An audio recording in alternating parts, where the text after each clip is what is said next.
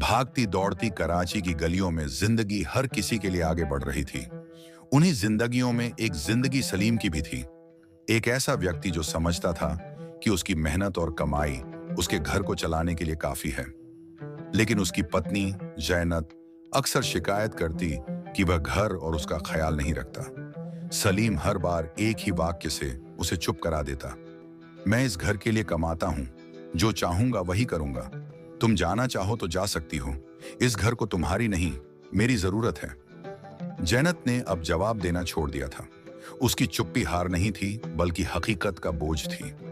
वह कहां जा सकती थी?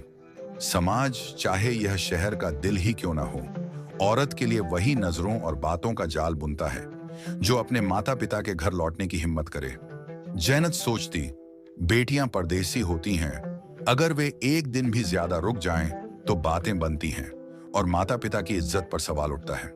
जैनत ने अपने दर्द को निगल लिया, अपनी बेइज्जती को छिपा लिया और जिंदगी का पहिया धकेलती रही। एक सुबह जैनत की तबीयत बिगड़ गई।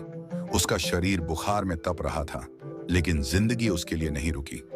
उसने बच्चों के लिए नाश्ता बनाया, उनके टिफिन तैयार किए और फिर बिस्तर पर गिर गई। सलीम ने उसकी हालत को सरसरी तौर पर देखा और दफ्तर जाने से पहले कहा, डॉक्टर को दिखा लो। शाम तक जैनत का बुखार बढ़ गया। जब उसने सलीम को फोन किया तो उसने जवाब दिया, मैं वापसी पर दवा ले आऊंगा। और वह लाया भी, लेकिन यह उसकी कोशिशों की आखिरी हद थी। उसने दवा मेज पर रखी और कहा, यह ले लेना।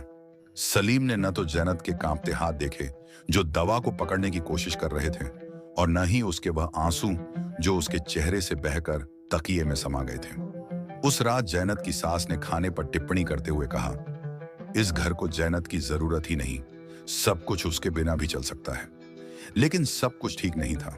उस रात जैनत ने खाना नहीं खाया। वह जागती रही, अपना पेट पकड़े हुए, और बुखार उसे निगलता रहा।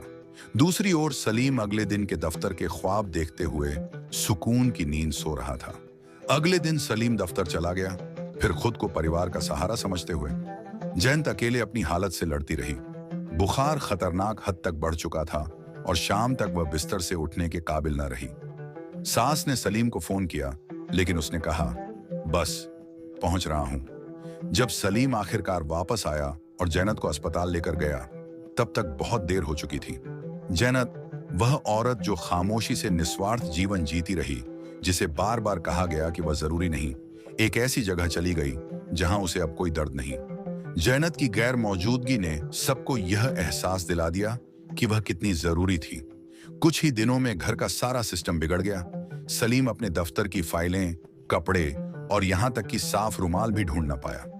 बच्चे अपनी मां के प्यार के लिए रोते रहे और सास को एहसास हुआ कि वह घर जैनत के बिना संभाल नहीं सकती। खाने छूट गए, दवाइयां भूल गईं और घर में ऐसी खामोशी छा गई जो शोर से ज्यादा बोझिल थी।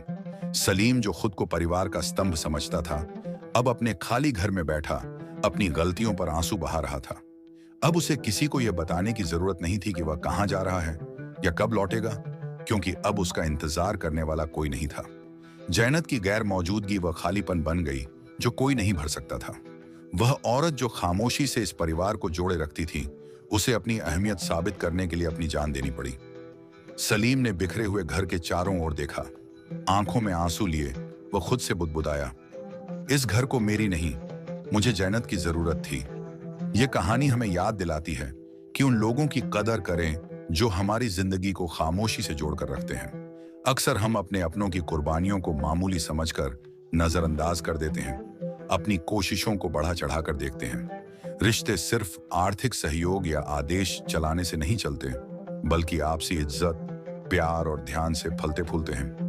जिंदगी नाजुक है और अफसोस कभी गुजरे हुए पल वापस नहीं ला सकता। आइए अपने अपनों के साथ मौजूद रिश्तों की कदर करें, उनका सम्मान करें और उन्हें प्यार दें जब तक हमारे पास वक्त है। प्यार और दयालुता को कभी भी रोक कर न रखें, यही एक खुश और मुकम्मल घर की बुनियाद है।